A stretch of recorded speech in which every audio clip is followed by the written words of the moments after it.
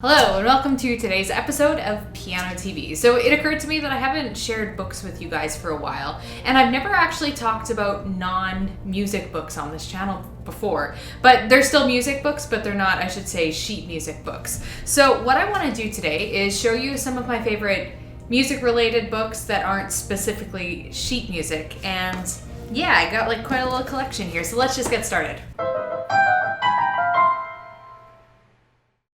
First and foremost, the RCM Syllabus. This is the most up-to-date version, the 2015 version, and it will be relevant until 2022 or 2023, so it's good for a while. But this is basically my Bible, and you don't have to be a part of the Royal Conservatory Music School. You don't have to be doing your grades or taking exams or anything to get value out of this book.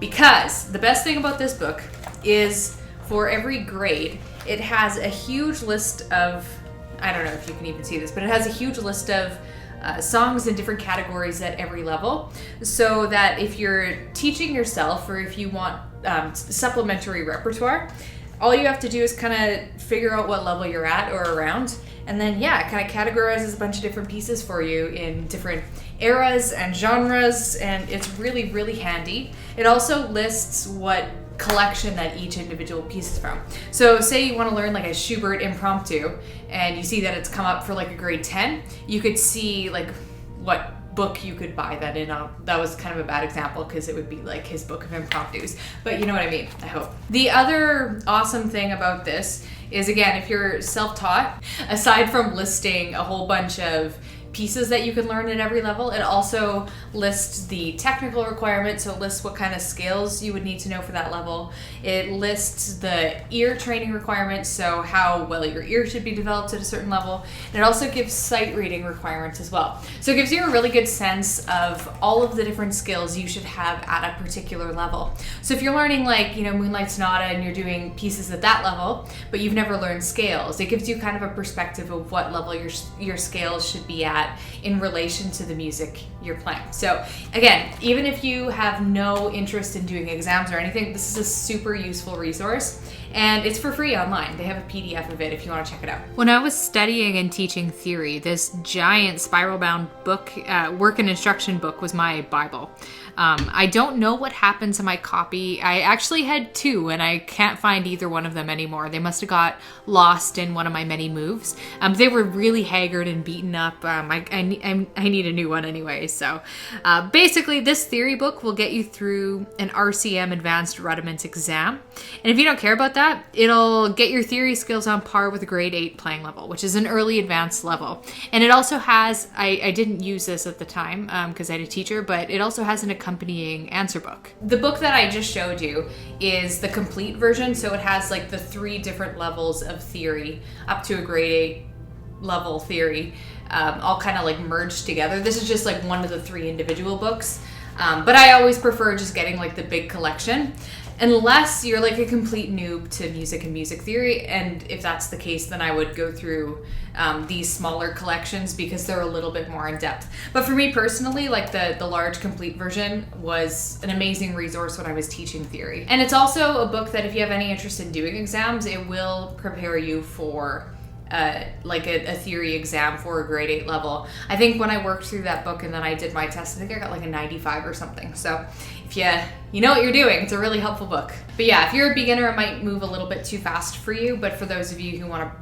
develop your theory knowledge and you already have a little bit of music experience behind you, really good one. This next book is another one that isn't necessarily very useful for beginners, so if that's you, I would just wait for this one. But I do think it's a really great book for the intermediate or advanced student, and it's called Artistic Pedal Technique. This is one of the ones I have on my Kindle. I first read Artistic Pedal Technique when I think I was studying for my grade 9 piano exam because I wanted to get more in depth on some concepts. And it's a really good book for the intermediate to advanced student. So again, if you're a beginner, you'd want to skip over this one. I think it's just a little bit too much, but it's a really good resource for different pedaling techniques based on eras. And it also goes into depth with like really hyper-specific pedal techniques that you don't use very often, like flutter pedal and stuff like that. So if you're looking to up your pedal game. Another book that I have on my Kindle, but I really need to have a hard copy of it just because it would be more practical, is the Pianist's Guide to Standard Teaching and Performance Literature. This book is the one that I was saying I need a hard copy of because I have it on my Kindle and it's not easy to flip through like tons of pages of reference material on a Kindle. This is the kind of book that I really do need to invest in the hard copy. But basically it's got a reference of every important composer from the Baroque period all the way up until like the early 1900s. And what the author does is categorizes really important pieces for those composers and gives a little bit of a tidbit of them too. So the author might point out things about Chopin's nocturnes individually, and she gives them all, I think the author is a she, gives them all like a level ranking that's very similar to the RCM grading system. So yeah, it's a really great way to, kind of like the syllabus that I already showed you, it's a great way to find music that's going to be level appropriate for you. So you could say look up list, and if you wanted to get into list music, you could see, well, what's the easiest list music that I could learn? We actually did a video on that if you want another reference for the easiest list music. But I use this reference a lot for planning music for my students, and I think that individually you would be able to get benefit out of it as well. I couldn't do a video of my favorite music books without bringing up this guy. This doesn't exist in the real world yet. It's a practice journal that the editor and I collaborated on, and we're in like the, isn't it pretty? It's so colorful. We're in the finishing stages of just editing it and touching it up. I'm not entirely sure when we're gonna make this available. If you guys want to purchase it, yeah, maybe in the next month or two. Let me know if you're interested.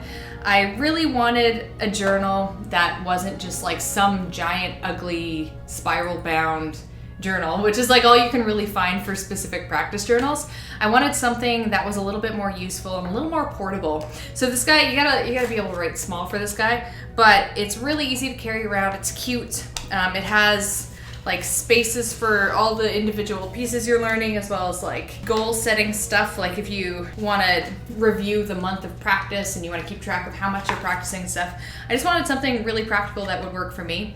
And since I was already making it for myself, I was like, well, maybe you guys might enjoy it as well. So I'll keep you posted on how this goes, but let me know if this is something that you'd be into and I will keep you updated. I also wanted to briefly touch on some personal development books that aren't specifically music related, but that are related to creativity, goal planning, being organized, that kind of stuff, because that's another really important aspect of music that we don't usually talk about. Like there's more than just the sheet music and reading about artistic pedal technique and stuff like that.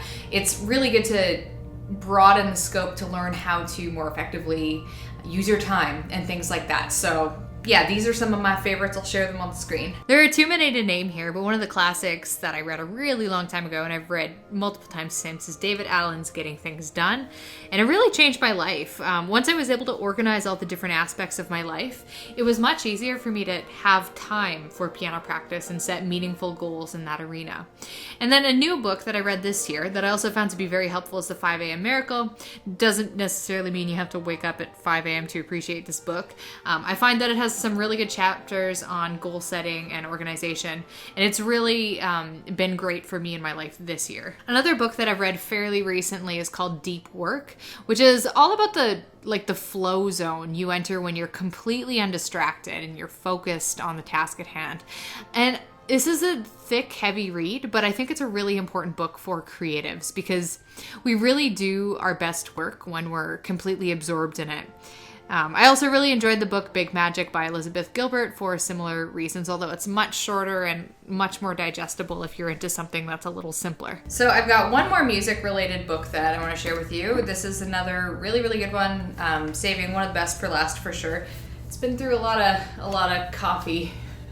I'm sorry, book, that I didn't take care of you better. But it's well loved. It's called The Musician's Way. And this book is, half of it is dedicated to planning practice sessions, practicing more efficiently. It's got a really good system for setting up coherent practicing. And it's really good if you're practicing for an hour or more a day. Like it's definitely aimed for the more serious musician. But I think even if you're just a casual musician, you could benefit from this too. It's got a lot to say about the different stages of the learning process, which I rely on heavily. So like the beginning phase, the developing phase, the performing phase. A lot of what I teach actually kind of comes from the philosophies of this book. And then the second half of it is actually, I'm flipping through it now and I realize that there's actually 3 parts to it. But one of the middle section is all about performing, and it talks about coping with performance anxiety, how to have like a really good performance, stuff like that. Stuff that a lot of us could probably benefit to read. And then it also has a third part, which I have to reread because I completely forget about it, lifelong creativity. So it's a really dense book, it's really thick, lots of great info. Definitely check this one out. And that is all for today's video. Hopefully I've shared something with you that maybe you haven't heard of before that you think might be really interesting and worth checking out. I'm a big fan of reading and books in general, so I always like doing these types of videos and sharing the resources that have helped me both as a piano teacher and just as a musician in general. Share with me in the comments too. If I've left out a really awesome book that you think other people would enjoy, leave it in the comments because other people read them and it's good to have like an extended resource beyond what because I'm just one person, right? So beyond what I can kind of suggest. So aside from that, I really appreciate you guys watching this video. Give it a like if you enjoyed it, and I'll catch you in the next one.